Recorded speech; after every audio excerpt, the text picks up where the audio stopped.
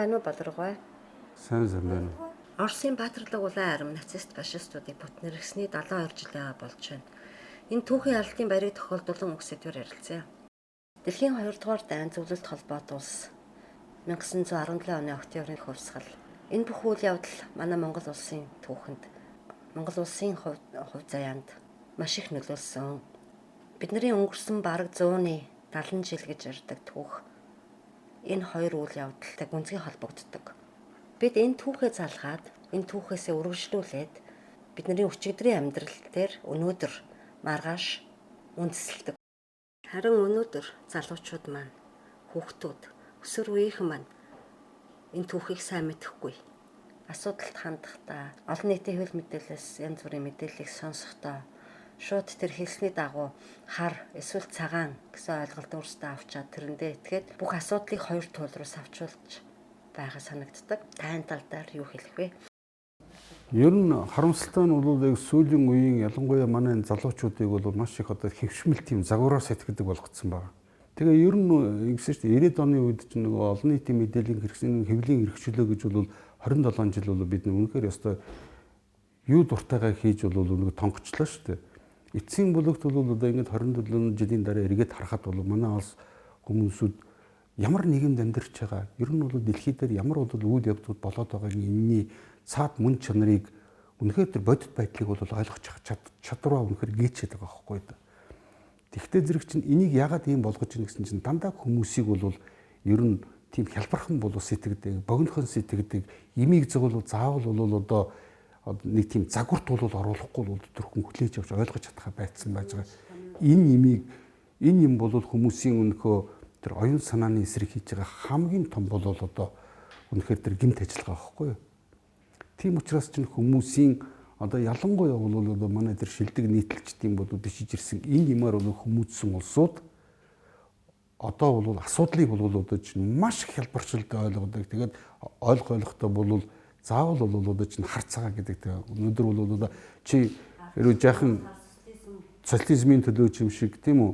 Тэгж хүмүүс бол одоо ингэж хялбарчил загварчилж байгаа. Энэ чинь хэвшмэл загвар сэтгэлгээ гэж бол бүр тийм одоо олон нийтийн сэтгэл судлалт бол үздэг л дээ. Энэ бол ердөөсөө хүн тухайн хүн бодит байдлыг ойлгох энэ ойлголтыг нь бол үнэхээр нүгээр таслаа хийчдэг. Ийм л бол зэвсэг юм байна. Бас нэг энэ дэр нэг зүйлийг ингээд ярихад харамсалтай нь бол одоо өнгөрсөн болоо тэр социалист одоо коммунист ийм бол нийгмийг бид нар дахиж байгуулж чадахгүй боломжгүй байхгүй хүмүүс. Ягаад гэвэл одоо энэ нэгэнт хүмүүстийг одоо чинь ийм капитализмын одоо ийм одоо тогоонд бол үнэхээр 20 хэдэн жил чандсан учраас энэ систем рүү бид нар бол одоо чинь ямар ч байсан бол бидний үе дээр бол орох боломжгүй. Гэхдээ энэ улс нийгмийн бол дахиж бол улс үндэстнээ байгуулахад бол бид нар урд нь байсан одоо энэ тэр социал системийн үнэхээр тэр давуутай одоо боловсрол төлбөргүй эрүүл мэнд төлбөргүй те ийм нийгмийн хамгаалтын одоо чиглэлийг одоо гол болгож барьсан ийм нийгмийн баримжаатай Монгол хүний ийм Монголын хүний нийгмийн одоо төлөх энэ системийг бол одоо буцаж эргүүл байгуулах шаардлагатай гэж үзэж байна л да. Би бол харьцангуй шудраг Монгол хүний эрх хангагдсан нийгэм байсан гэж боддоо шүү. Тэгэлгүй. Би социализмын үед төрсөн 10 хэд настайд маань ардчлал гэж нийгмийн өөрчлөлт эхэлсэн. Миний бодлоор бидний Багдад амьдарч байсан нийгэм харьцангуй шудраг, харьцангуй ч гэлтгүй, харьцуулах аргагүй шудраг нийгэм байсан гэж би боддتي. Тэгэлгүй. Жишээлбэл малчин Монголын монголчууд ч малчин хүмүүс шүү дээ. Малчин Монголын малчин хүүхэд инженер болж сансарт нисэж болох бүрэн боломжтой. Өнөөдөр мөнгөтэй мөнгөгүй гэдэг ийм хэмжүүртэй. Энэ эсвэл шудраг юм уу?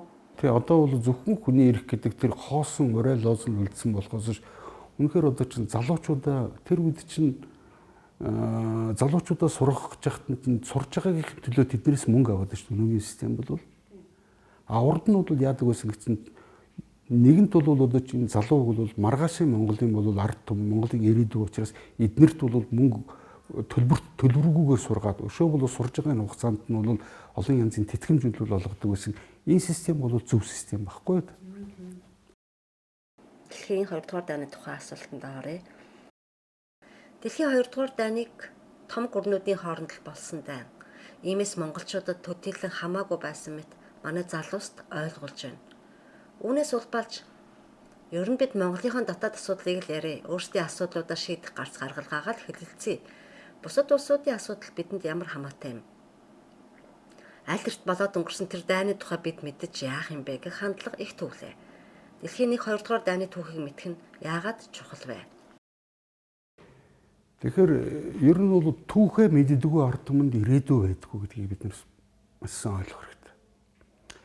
Ер нь ганцхан Монгол бол жижигхэн хүн ам зөөнтэй 3 сая хүнтэй ийм улс учраас энэ бол геополитикийн өөрийн бодлого тодорхойлох, геополитикийн энэ бол тоглоомд оролцох энэ ямар ч бодит боломжгүй. Зөвхөн дэлхийн одоо энэ геополитикийн том тоглогч нар бол дэлхийн энэ одоо улс төр эдийн засгийн энэ бол ерөнхий бол одоо чинь бодлого чиглэлийг тодорхойлдог.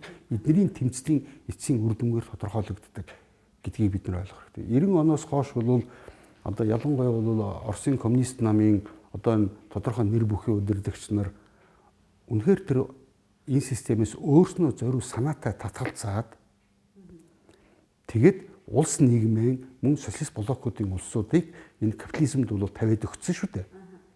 Энэ учраас бол энэ систем бол одоо бол сүүлийн үед бол болж байгаа энэ үйл явдлуудыг харж байхад энэ буцаад нөгөө одоо түүхийн энэ том ийм савлуур маань бол буцаад нөгөө тийшээ савлж эхэлж байгааг бол хүн бүхэн харж байгаа. Одоо зүгээр яхад сая өнгөрсөн 2016 оны Америкийн нэгдсэн улсын сонгуул тэгээ Трампыг энэ төр гаргаж ирж байгаа энэ асуудал болохоор Америкийн ард түмэн ч гэсэн бол өнөөгийн одоо энэ капиталист энэ бол системээс хамгийн их одоо биологийн хүртэж байгаа хэдий ч энэ систем бол тэр улсуудад бол тохирхоо болоод эхэллээ гэдгийг бол Америкийн сонгогчдын ард түмний бол бүр 50-аас илүү хувь нь бол энийг ойлгоцсон байна гэдгийг энэ үгээр бол энэ сонгуулиар бол бэлэн одоо ил боллоо шүү дээ.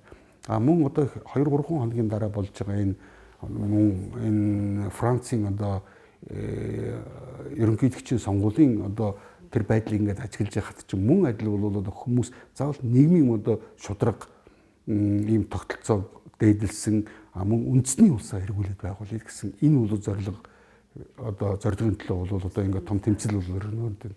Одоо Оросд бол Оросын эсрэг одоо энэ 13 оноос бол явуулсан эдийн засгийн 20 гаруй хэмжээ гэдэг чинь бол бусад улсууд хуучин нөгөө системээ ямар нэгэн байдлаар бол одоо шинжилэн сэргийлэх гэсэн энэ оролдлогуудыг л одоо эсэргүүцэж байгаа. Энийг бол улданд чангаж байгаа нэг хэлбэр шүү дээ. Тийм учраас бол өнөөгийн зөвхөн бол барууны ертөнц гэж байгаа Америкийн нэгдсэн улс, Англиар бол толгойлсон энэ улсуудын өөрснийх нь одоогийн тэнд байгуулсан байж байгаа энэ нийгэм эдийн засгийн энэ тогтолцоо нь өөрөө бол одоо чинь ийм хиймэлийн бүтц байхгүй да.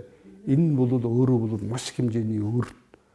Хоёрдугаар бол ер нь бол дэлхийн нийтдэр бол энэ системийг цааш нь одоо өргөжүүлэн бол тэлэх тийм боломж бүх шавхагдсан учраас бол энэ систем хүмүүс одоогийн энэ одоо 2008 оноос хойш үргэлжилсэн энэ эдийн засгийн хямралын үр дүнд хүмүүс энийг бол баг багаар ойлгож ухаарч эхэлж байна л да.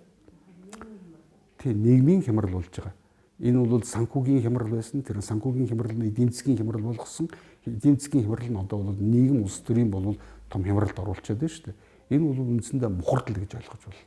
Тийм учраас ер нь бол одоо чинь дэлхийн 1-2 дугаар дайн гэдэг бол ялангуяа капиталист гүрнүүдийн зүгээс бол 2 дугаар зуунд 2 том дэлхийн хэмжээний дайнг одоо зохион байгуулсан. Энийг бол өдөөсөн. Энийг бол одоо тодорхой байдлаар бол найруулан тавьж зохион байгуулсан улсууд мөн.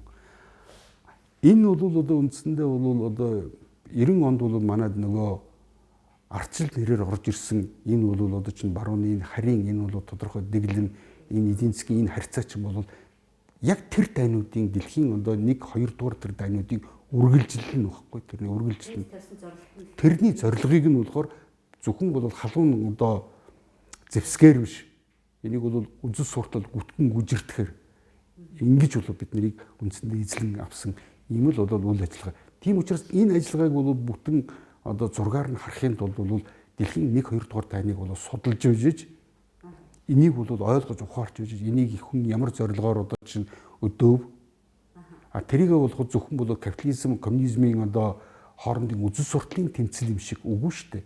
Энэ бол зөвхөн бол ойлгуулж байгаа. Энэ бол эцэстээ бол тэр улсуудын байгалийн баялаг, хүн ардынх нь бол одоо эрдэм мэдлэг, ажиллах чадварыг нь бол эзлэн авч өөртөө бол ажилуулах гэсэн ийм бол одоо оролдогыг л хүйтэн дайн гэдэг ийм бүжиг гүтгэлгийн ийм одоо арга хэрэгслүүдээр яг тэр үед тавигдчихсан зорилгоо өөр аргаар одоо чинь биелүүлсэн байхгүй юу? Дэлхийн 1-2 дугаар дайныг дундаа бахан завсарласан 30 жил үргэлжилсэн дайн. Нэг л дайн байсан гэж сүүлийн үед эрдэмтэд бичиж байна. Ингэж үзэж байгаагийн шалтгаан юу юм бол? Ер нь бол дэлхийн 1-р дайн бол 1914 оноос 18 оны 11-р сар хүртэл үргэлжилсэн. Энэ дээр бол бас л би дахиад хэлэхэд энд бол ялангуяа Британийн бол тагнуулын тусгай албанууд мөн Америкийн одоо дипломат бодлого энэ хоёр бол нийлээд дэлхийн 1-р дайныг бол өдөөсөн. Энэ дайн дээр бол тухайн үед байжсэн Австри-Венгрийн эзэнт улсууд задран унсан мөн одоо Османы одоо эзэнт улс гэж байсан. Одоо бол одоо өнөөгийн бидний мэдих Ирак, Сир, Ливь гэсэн улсууд тэр үед байгаагүй шүү дээ. Эн чинь бүгдээрээ бол одоо чинь одоо Османы эзэнт гүрний одоо хязгаар нутгууд байсан.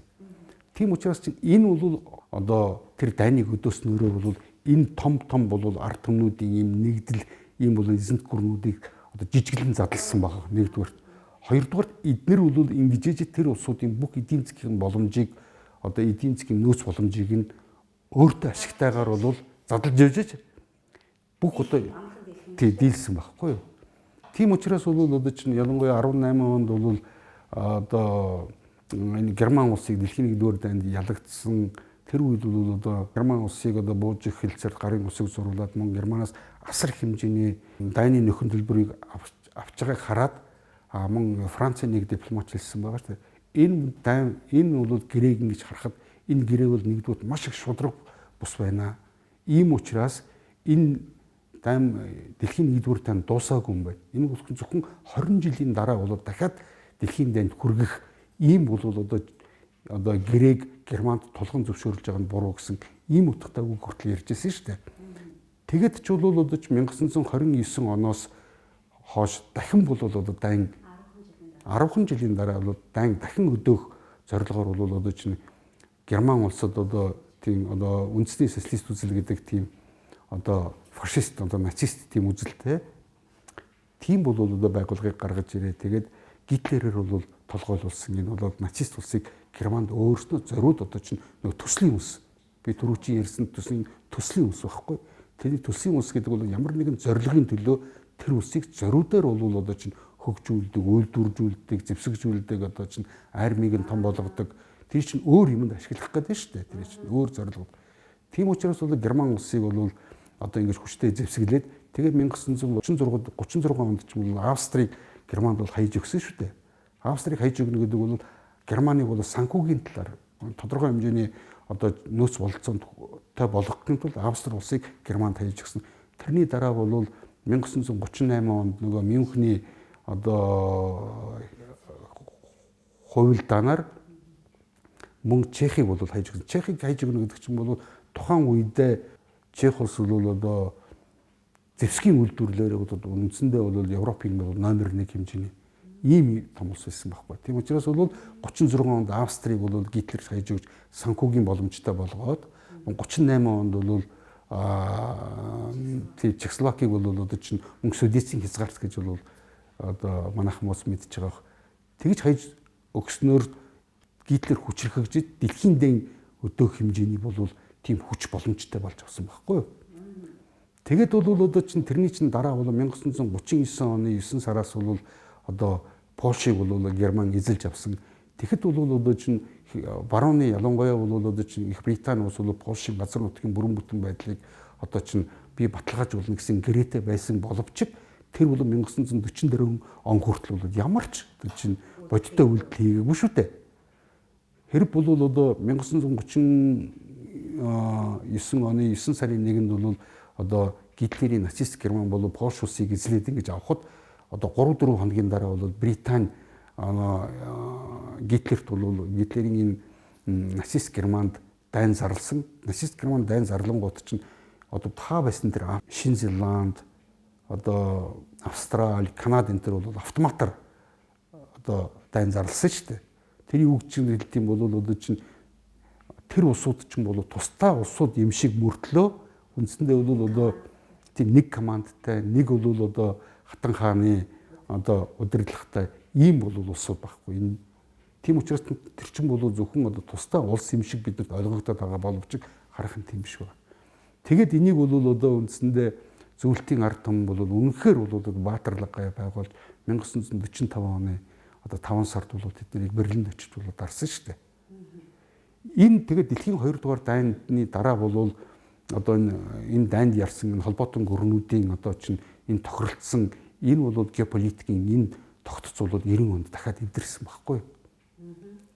Тийм учраас бол одоо чинь энэ бүх юмнуудыг судлахын гол ач холбогдуулалттай зэрэг бол бид нар асуудлыг бол зөвхөн нэг жижигхэн одоо хэлтэрхийгээр нь харах биш, том дур зүргээр нь ямар хэний ямар бол одоо чинь цаад зоригтой ямар үзэл санаа ямар тодорхой бодлого үйл ажиллагаа яваад байна гэдгийг хараад энийг ойлгосныхаа үндсэн дээрээс Монголынхан өнөөгийн одоо чинь одоо энэ 27 жилийн энэ бүх асуудлуудын цаана байж байгаа шалтгаануудыг цаана байж байгаа тэр одоо зорилгоодыг цаана байж байгаа одоо энэ үйл явц бодлогыг бол бид нэр топ томрон харах энэ болцол бүрдэж байгаа байхгүй да. Халахын голын дайныг зөвлөлт холбоот улс өөрийнхөө ашиг сонирхлыг хамгаалахын тулд л бүгд найрамдах Монгол ард улсын зүүн хил дээр Японтой байлдсан мөргөлдөөн байсан гэж сүүлийн жилүүдэд хүчтэй сурталчлах болсон. Энэ үнэхээр тийм байсан юм уу? Манай улсын хүн ам хүчин чадал тэр үед ямархуу байсан юм бол? Энэ бол огт тийм биш бэ. Яагаад гэвэл энэ чинь нөгөө 1990 оноос хойш ялангуяа 96 оноос хойш нөгөө Баабар гэдэг нөхрийн бичсэн одоо энэ суртал ухуулга ба шүү дээ. Энэ үе бол хүмүүс бол зарим хүмүүс тэрийг бол бүү бүр гэж нэрлэдэг байгаа. Энтэй бол 100% би санал нэг байна. Тэр бол ердөөс Монголын 20 дугаар зууны түүхийг бүрэн гүтгсэн нөхөр байхгүй юу? Тэгэхэд бол ер нь бол тэр үеийн нөхцөл байдлыг одоо чинь түүхээс эргээд аваад үздэг юм бол 1938 оны одоо 8 сард бол Мөгдөн гэж бол одоо энэ Дорнод аймгийн цааханд байж байгаа Манжурийн орчин бол Дорнод хиттийн төмөр замын дагуу бол ийм мөргөлдөөн гарсныг нь ашиглаад Японы айрам тэрүүгээр хот хит руу цэрэг оруулаад бүр урагшаа яваад бол одоо чи Сингапур хүрсэн шүү дээ тэр айрам. Тэгэд Монголын бол одоо энэ хилийн цаах нь бол одоо Квантуны айрам гэж байсан. Сая 300 мянган бие бүрэлдэхүүнтэй маш их зэвсгэлсэн, шүдэ хүртэл зэвсгэлсэн ийм айрмыг бол одоо төвлөрүүлсэн байсан. Тэгэд ер нь одоо чинь ялангуяа тэр 30 оны бол хэлмэгдүүлэлт одоо 38 оны байдал 39 оны одоо Монголын бол гадаад дотоод нөхцөл байдлыг ингээд үзэх юм бол маш олон удаад хэдэн 100 дахин хилийн хил зөрчсөн ийм бол одоо зөрчлүүд мөн дотоодын нөхцөл байдал маш тогтворгүй болж эхэлсэн байхгүй. Тийм учраас ч юм бол яг тэр үе одоо үед болсон энэ онд ялангуяа 37 38 оны тэр хэлмэгдүүлэлт гэж яриад байгаа чинь бол Монгол улс энэ улс үндэстэн аврахын тулд чинь тэр гадаад дотоодын туршуул тагнуулуудтай үнэхээр тэр одоо зөвхөн тухайн үед бол толгой нэрэгдсэн байсан энэ дотоодынхын тэнэгүүдтэй хийжсэн тэмцэл байхгүй. Тэгэд 1938 оны 5 сарын бол дундуур одоо чинь халахын голоор одоо манайх руу Японы Квантуны айрам одоо цөмрөн орж ирсэн шүү дээ. Тэгээд тэр бол одоо ямар зорилго бол тавьж ирсэн гэхдээ зэрэг Монгол нутгийн бол ямар ч байсан одоо чинь дунд хүртэл нь бол эзлэх. Тэгээд тэр нь одоо эзэлснээр Монгол улсыг одоо түшиц газараа болгоод тэгэд байгалаар бол байгаль нуурын орчмоор бол Орос руу бол одоо дайрах нөгөө талаас нь бол Итали одоо Герман хоёр бол одоо ингэж Орос руу дайрах ийм нөхцөл байсан байна. Тэгвэл зэрэг чинь энийг бол одоо чинь хэрвээ Монгол Оросод чинь манай өөрийн ашиг сонирхлын төлөө манай дан өдөөс ингэж ярьж байгаа энэ гинэн тэнэг усууд би зориуд сануулж хэлэхэд одоо тэд нар бол одоо чинь хятад бол болсон одоо Японы тэр эзэн хааны айрмын хийсэн тэр аимшигтай бол одоо чинь хядаануудыг бас тэдний үзхийг бол би зөвлөж байна л та.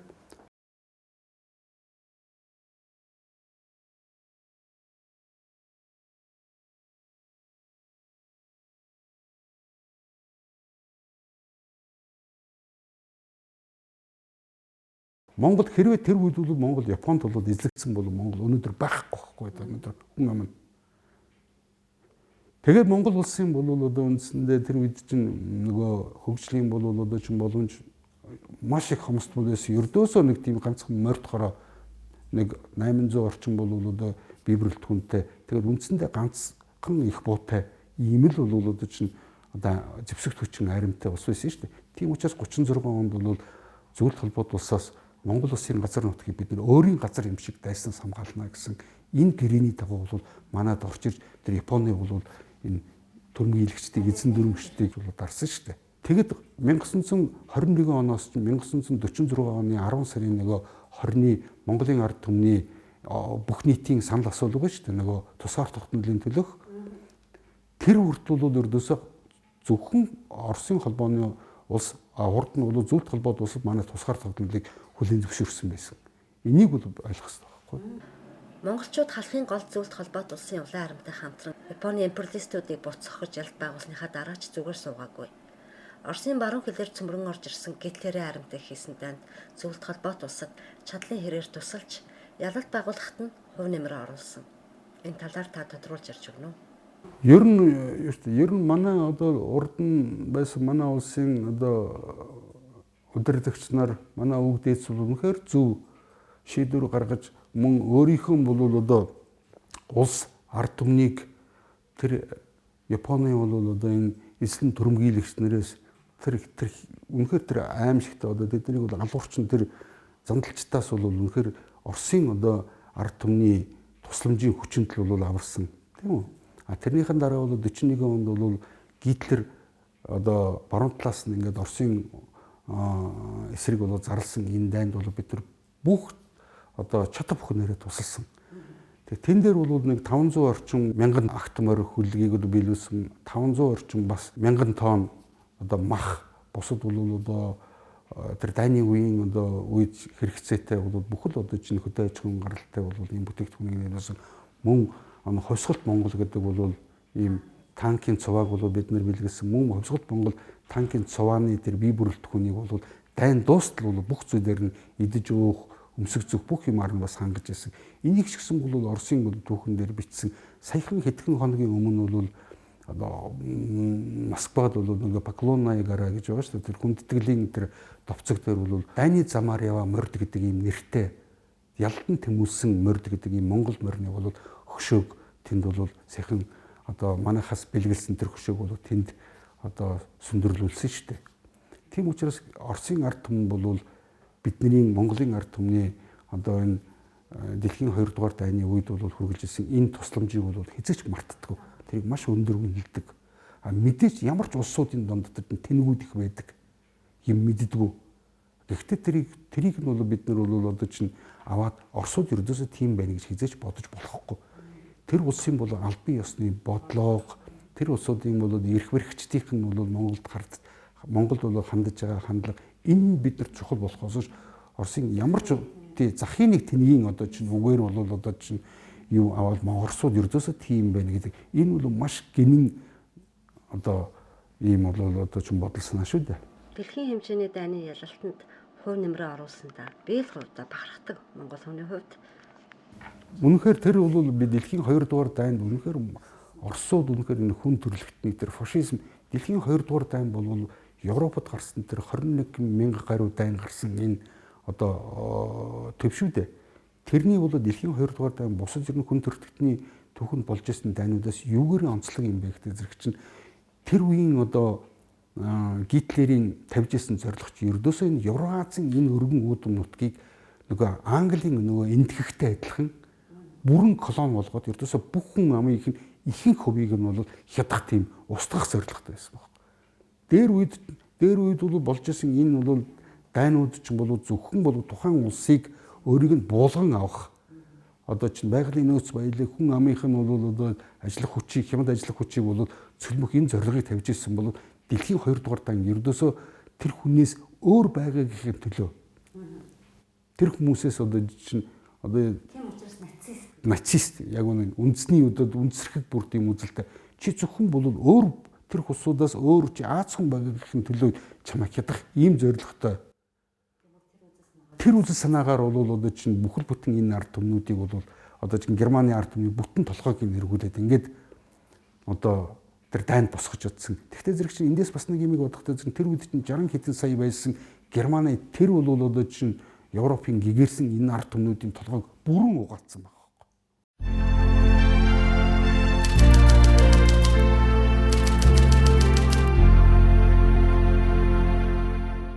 инх төр гэдэг уншигч таны халахын гол бидний сайн мэддгүүдээ нийтлэг уншаад ийм асуулт асуусан. Зөвлөлт холбоот улс бүгд найрамдах Монгол ард улсын засгийн газар хоорондын 1936 оны 3 дугаар сарын 12-ны харилцан туслалцах гэрээний дагуу зөвлөлт холбоот улсанд бүгд найрамдах Монгол ард улсын газар нутгийг гадаадын цэргийн түрэмгийллээс өөрийн газар нутаг мэт хамгаалж байх үүргийг хүлээсэн. Үүнтэй адил гэрээг тухайн үед зөвлөлт холбоот улс өөр орнуудтай хийсэн байсан уу гэж асуужээ. Тийм юм бол тийм гэрээг бол одоо чинь би бол олж үзээгүй нэгдүгээрт. Яагаад гэвэл ийм байгаа юм л да. Ер нь 1917 онд орсон Октябрийн социалист хувьсгалын дараа 21 онд бол Монголд бол ардын хувьсгал ялсан. Мөн бол тэр үед бол одоо даах хүрээ эзэлсэн байсан энэ бол гамин цэргүүдийг тэр Оросын одоо Буран Өнгөрний айран бол нэгдүгээр хөөж явуулсан. Тэрний дараа болохтой чинь Буран Өнгөрнийг мөн гадаадын олон бол энэ капиталыг одоо бусад цэрэг айрын төдийгүй мөн капиталаас бол үндсэндээ биднийг Оросууд чөлөөлж өгсөн. Тэгж бол Монгол улс бол үндсэндээ сүүлийн 220 жил бол Манж хятадын дарлалаас бол чөлөөлөгдөж тусгаар тогтсон улсаа байгуулах энэ боломж бол гарч ирсэн. Тэгээд Монгол бүгд найрын Монгол улс гэж 24 онд байгуулагдсны дараа зөвхөн одоо чинь Монгол улсыг 46 оны 10 сар хөвд бол зөвхөн зөвхөн холбоот улс л тусгаар тогтнолыг энэ албан ёсоор хүлээн зөвшөөрсөн тусдаа улсан байна гэж харьцаж гисэн байхгүй юу. Тэгээд ер нь бол одоо чинь саяны ийм асуулт бол тавьж байгаа хүний гол цаатлын сэтэл нь болохоор эдгээр чинь бол нөгөө талын одоо жимийг л өмөрөх гээд оролдоод байгааг нэг одоо чинь арга барсан одоо нэг тийм орлого шүү дээ.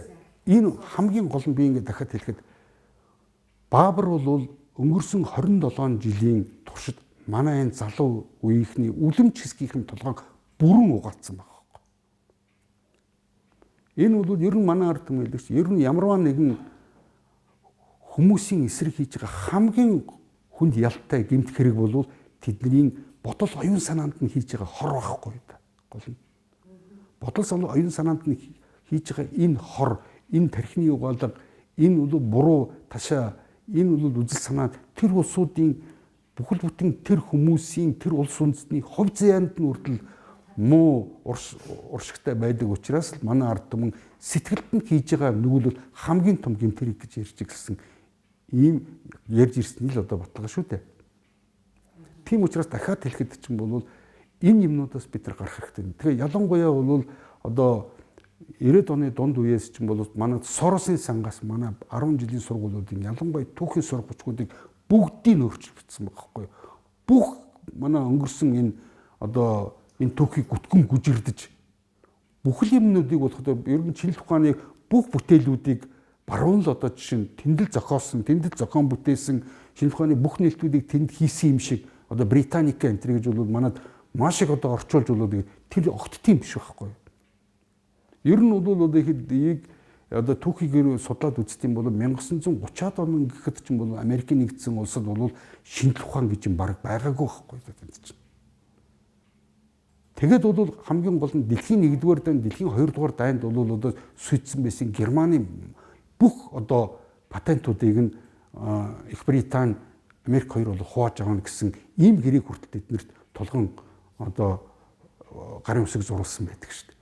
Тэгэхээр тентхийн бол 20-30 мянган бол шилдэг инженер эрдэмтдийг нь бүгднгийн одоо чинь одоо тийшээ уруулан эсүүлж явсан. Тэ орчин цагт ихэнх монголчууд үзэхдээ дэлхийд даяаршсан монголчууд хаа сайгүй амьдарч байна. Тиймээс бид айл нэг талд нь орохгүй. Оросын холбооны улс баруунч өөрсдийн ашиг сонирхлын төлөө хоёр тал болж хоорондоо сөргөлдөж байна. Оросын холбооны улсын ашиг сонирхол бол бидэнд хамаагүй гэж байна. Энэ зүгээр л ашиг сонирхлын асуудал гэж юу? Гэхдээ яалаа гэж энэ бол Монгол үндэстэн цаашид Оросд тогтнох эсхийн тухай асуудал байхгүй. Яагаад гэвэл даяарчил гэдэг чинь бол бас л өөр утга санааг нуухын тулд тэрийг өөрөөр нэрлэлсэн байна. Даяарчил гэдэг бол англосаксуудын дэлхийд жанжлах бодлого даяар колоничлалыг даяарчлал гэд нэрлэлсэн байна байхгүй. Тэднэр дэлхийн бөмбөрцгийн бүх одоо улс үндэстнүүдийн дээр бол энэ жанжиллаа тогтоох тэднийг одоо бүгднгийн бол одоо энэ колоничлог энэ бодлогоо даяарчил гэд нэрлэдэг байгаа байхгүй. Тийм учраас чинь одоо бол Америкийн нэгдсэн улсын ард түмний нэг хэсэг ч гэсэн тэгж үзсэн Америк бол зөвхөн бусдын хэрэгт оролцохгүй бид нар үзсэн үндэснийхэн бол одоо энэ улсыг дахин байгуулах хэрэгтэй, үндэснийхэн эдийн засгийг сэргээх хэрэгтэй гэж тэр улсууд сая Трампыг сонгож гаргаж ирсэн шүү дээ. Мөн Европын холбооч гэсэн бол одоо ингээд задрах гээд байгаа. Германы канцлер бол Анжела Меркелийн эсрэг бол Германы ард түмний үлэмжийн хэсэг нь бас яг одоо Европын холбоо гэдэг бол Европын холбоонд орсон энэ улсуудад ямар ч ашиггүй юм байна. Энэ бол зөвхөн биднийг одоо чинь тэр даяарчил гэдэг нэрийн дор бидний энэ төр улсыг бол одоо дотроос нь задлан устгах энэ үйл ажиллагаа юм байна.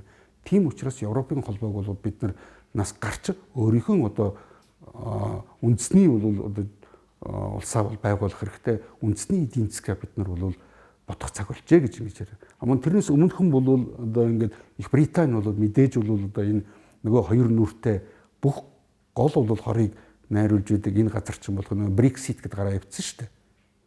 Энэ бүх юмнууд чинь бол Европын холбоо хүртэл бол одоо чинь задрах дээрээ болсон байна. Тийм учраас бол ер нь бол одоо юу гэдгийг даяарчсан гэж ярьж байгаа улсууд чинь энэ даяар колоничлол байгаагаа одоо энэ дэлхий дээр бол одоо чинь эдийн засгийн энэ бол одоо энэ нүүдэлчд гэж ярьдаг шүү дээ. Одоо чинь колоничлолд орсон улсуудын нутаг оронд нь амьдрал байхгүй болсон учраас тэд нар амьдралын ирэхээр тэр капиталист орн руу явж тэнд бол очиж хар бор ажлыг нь хийж амьдарч байгаа шүү дээ. Гэвч тэднэрт бол маш ашигтай байгаа байхгүй. Яагаад гэвэл тэд нар бол одоо тэр хүмүүсийг төрүүлээгүй, боловсруулаагүй, өсгөөгүй, боловсрол өгөөгүй, гагцгүй өөртөө бэлэн юмыг аваад ажиллуулчихж байгаа байхгүй. Бэлэн ажиллах хүч эрдэм мэдлэгийг нь өөртөө хэрэгжилчихэж байгаа. Тэгэд эсрэгээд тэднэрт бол ямар тэтгэр тэтгэмжийн асуудал тэнд яригдахгүй байгаа. Тэднэрт бол ямар нэгэн тийм бол хариуцлага хүлээхгүй, тэдний эрүүл мэндийн төлөө хариуцлага хүлээхгүй. Энэ бол колоничлол байхгүй. Нэг л колоничлол гэж нэрлэдэг байхгүй юу? Тийм учраас бол би дахиад хэлэхэд чинь Монгол эцэг одоо төрүүлж өсгсөн. Монгол улс бол тэднийг одоо боловсруулсан, хүний зэрэгт хүргэсэн. Энэ бол одоо хүмүүсийг нь энэ бүх одоо үүд халгыг нээж хаяснаар мөн Монгол улсын дотор талын амьдралыг амьдрахад аргагүй тийм төсвөрлөхөд хэцүү тийм нөхцөл байдлыг зориудаар санаатаагаар бий болгож байгаа учраас тэр нийгэм дотор бол амьдрдаг бол арай нэг жаахан бол одоо тийм одоо юу гэдэг хөдөлгөөнтэй арай жаахан бол одоо тийм тэмүүлэлтэй энэ улсууд нь нутаг орно хаяад тэнд очиж бол амьдралын эрхэнд амьдарч байгаа. Тэр улсуудад хичнээн олон жил насаараа амьдэрсэн ч гэсэн тэнд тэтгэвэр байхгүй, эрүүл мэндийн даатгал байхгүй, ямар ч бол одоо чинь нийгмийн одоо хамгааллын ямар нэгэн юм байхгүйгээр тэнд амьдрна гэдэг бол энэ бол үнэхээр бүр гүнзгий колоничлын хэлбэр байгаа байхгүй. Тэгээд саяхан тэг яг боолын нийгэм ер нь бол капитализм ч юм бол орчин үеийн боолын нийгмийг л капитализм гэж нэрлэлсэн байж байгаа байхгүй. Тэгээд одоо саяхан бол олон улсын валютын сангийн өргөдгсөн хөтөлбөрөөр ч манай улсад бол бүх олон татваруудыг нэмгэж болоо тэд тулгын шаардлагатай явуулсан мөн одоо тэтгэврийн насыг энэ төр нэмнэ гэдэг ч юм бол үндсэндээ хамгийн гол нөгөө хүний төлөө байж социалны улсын хамгийн сүүлчийн үлдэгдлийг ингэж устгаж байгаа байхгүй юу? Санаатаа устгаж байгаа байхгүй чинь. Тэгэхээр зэрэг чинь бол олон улсын валютын сан гэдэг чинь бол Вашингтонд бол өөрөө төв штабанд байрладаг. Дэлхийн банк бол Вашингтонд байрладаг. Энэ чинь бүгдээрээ бол Америкийн байгууллагууд байхгүй. Энэ чинь олон улсын биш дэлхийх бүр биш байхгүй. Энэ байгууллага зөвхөн тийм нэртэй байгууллагууд. Одоо чинь Америкийн одоо чинь валютын сан гэж нэрлүүл яг болно. Америкийн бол одоо чинь банк гэд нэрлүүл бол. Гэвч тэрнийх нь орон олон улсын гэдгээр солилцсон байгаа байхгүй да. Гэвч тэрний явуулж байгаа бүх бодлого үйл ажиллагаа тэрний бол тэр хүрх гээд бол тэмүүлээд байгаа тэр зорилго нь болохоор бүгдээрээ Америкийн байхгүй. Мэдээж Америкийн ард түмний бол хийхэд нь хамаагүй л да. Гэхдээ Америкчин бол одоо зөвхөн бүх төрийн эрх мэдэл бүх одоо ямиг нь мэддэг нь өчүүхэн тэр нэгэн хувь бол хит баячууд нь олигарх одоо элитл бол бүх одоо дэлхийн одоо бүх энэ бодлогыг бол тэдний одоо хүсэл эрмэлзлээр тэдний бол одоо зорилгоор явагдчих шээ. Энийг л бид нар ойлгож ухаарах хэрэгтэй байхгүй. Оросууд бидэнд тусалсан тухай ярихаар Монгол улсыг тусгаар тогтноход гол үүрэг гүйцэтгэсэн Сталины тухай бичгээр өнөөгийн Оросын холбооны улсын байр суурийг дэмжихээр монголчууд нэг нэгнээ Оросын талыг баримтлагч гэж хочлох болсон. Бид нэг бус нутагт амьдарч байгаа. Бидэнд бодиттой тусалж ирсэн Оросуудын талд орхосоо ичих ёстой юу? Яагаад дэлхийн нийтийг дайн самуунд автуулж түүхийн турш колончилж ирсэн Их Британийн Америк нэгдсэн улсын тааллыг баримтлагч гэж бие биедээ шошиг наадаггүй юм болоо. Харин тий би бас одоо тэрэн дээр үнэхээр гайхдаг байхгүй. 27 жил бол одоо манай бүх химийг бол одоо тэр боловсруулалтын тогтолцоог бол бүгднийг одоо та нар бол гадаа ингээд гаргахаар чинь бүх химийг нь англи одоо чинь латин бүр мөхцөн хэл шүү дээ. Латин хэл бол 26хан энэ тэмдэгттэй маш ядуу хэл шүү дээ. Үнэндээ бол тийм улсуудын имийг бол манай хүүхдтэй сургаад байгаа. Тэгээд одоо жишээ нь бол энэ улсуудын бүхэл бүтэн бол одоо улсуудын төр засгийг нийгмийг нь сөнөөгөөд эвдээд боснуулаад колоничлоод байгаа. Энэ улсуудыг бол бид нар ярихгүй мөртлөө бид нарыг үнэхээр бол одоо нөгийн Монгол улсын одоо тусгаар тогтнолын бол гол баталгаа болсоор ирсэн Оросын холбооны улсыг ярихтай зэрэг л коммунист гэж ярьдаг тийм үү? Одоо юу гэдэг Оросын талыг баримтлагч гэдэг. Гэхдээ тэрнээс ердөөсөө ичих хэрэг байхгүй байхгүй. Би бол мэдээж бол одоо 90-ад оны одоо ихэнх үед бол бас энэ суртал ухуулга тодорхой хэмжээгээр авдаг тийм юм шиг надад бодогдож ирсэн үе би үнэхээр. Гэхдээ тэрий чинь тэр үед нь бол тэр дор нь бол одоо энэ мэдээлүүдийг шалгаад ингээд хүмүүсийн одоо эрдэмтэн одоо мэрэгдийн бол бичсэн энэ одоо судалгааны бүтээлүүдийг уншаад зөвхөн ганцхан Оросынхгүй ер нь бол Италийн одоо Францын, Германы, Оросын энэ эрдэмтдийн болоод юмнуудыг уншаад үзэхдээ зэрэг чинь энэс бүр яг эсрэг байгаа байхгүй ондоо эсрэг. Тийм учраас бол би дахиад хэлэхэд бол Орос бол бид нарыг үнэхээр одоо 21 онд бол гамингуудаас чөлөөлж өгсөн. Мөн 39 онд бол бид нар бол Японуудаас бид нарыг хамгаалж бидний өнөөгийн бол одоо ийм байдлыг хүрэхэд бид нарт өөртөө байхгүй юмнуудаар хүртэл бидэнд маш их хэмжээний бол тусламж өгсөн. Ямар ч дэлхийн бүх одоо улсуудын түүхийг ингээд судлаад үздэг юм бол колоничлж байсан улс хизээч бол тэр ард түмнүүдийнх нь одоо чинь тэр хүн амынх нь тоог өсгөхөд ингэж бол одоо эргээр нөлөөлдөг юм байна. Боловсролыг ингэж одоо манай багш, эмч, технологи, инженерүүд бүх төрлийн соёл урлагийн бүх юмыг бол тэд нар бий болгож өгсөн. Бий болгоход өдөржих хэмжээгээр тусалсан байхгүй. Ийм одоо юмнуудын төлөө ийм асуудал тавьж гин гэдэг бол үнэхээр тэр нөгөө тэр Баабрын одоо чинь тэр тархины болгоод бүрэн автсан тэр чинь бодит одоо чинь энэ байдлаа мэдрэхэ байцсан нэг тийм хүн гэж хэлэхэд хэцүү үдэж хүн гэж хэлэхэд бол үнэхээр бид нар чинь хүн болоогүй манай ард түмэн чинь хүнээр хүн хийнэ гэж ярьдаг шүү дээ. Тэр чинь зөвхөн бол хоёр хөл дээрээ ярьдаг энэ бод галууд бүхэн чинь хүн биш шүү дээ. Тийм учраас энэ чинь одоо бодит нөхцөл байдлаач хүртэл бид мэдрэхэ байцсан ийм идиот тийм хүн сүрэг болгоцсон байгаа байхгүй. Хэсэг асуудыг энийг л одоо бид нар маш их ойлгох хэрэгтэй. Хамгийн гол энэ бүхэн чинь бол манай улсын нөгөө үндэсний чөлөөлөх тэмцлийн одоо чинь хамгийн том бол эрсдэл нь хамгийн том саа тодгор нь эднэр байгаа байхгүй. Энэ хэсэг асуудаг байхгүй. 1911 онд Манччин улс нуруу унаж Аз твдэх олон улсууд өөрийн тусгаар тогтнолоо баталгаажуулж тусгаар уршихын төлөө чадах бүхнийг хийцгээсэн. Яг энэ түүхэн эзэгтэй цаг мөчөд ч бидний хойд хурш Орос улсын тус хандлага түүхэн үүрэг гүйцэтгсэн байдаг. Гэрээнүүдийг үзэж байхад хэлэлцээрүүдийн тухай судалж байхад энэ тодорхой харагддаг. Мэдээж бол одоо чинь Орос улс бол одоо чинь Монгол улсыг өөрийн одоо юу гэдгийг геополитикийн нэг тодорхой бол одоо сонирхлын бүс гэж харах нь хардаг. Харсаар ч гэсэн цаашлаач гарна. Энд ямар нэгэн буруу юм бол байхгүй. Гэхдээ нэг юм бодох хэрэгтэй. Бид нарыг бол ийм хэмжээний бол газар нутагтай байгааг нь хятад одоо чинь хятадын цэн гүрэнд бол өгөхгүй явсан. Дараа нь бол одоо бүгд найрамд хятад Орос гэж байгуулагдсан дараа ч гэсэн бидний бол Монгол улсын тусгаар тогтнолын гол баталгаа болсон энэ улсыг бол одоо юу гэдгийг ингэж бол бүтгэн гүжирдэж ингэж бол одоо ийм байдлаар эдгэртэй харьцна гэдэг бол тэр хүний ямар тэр үндэсний үзэл байхгүйг шинж байхгүй да.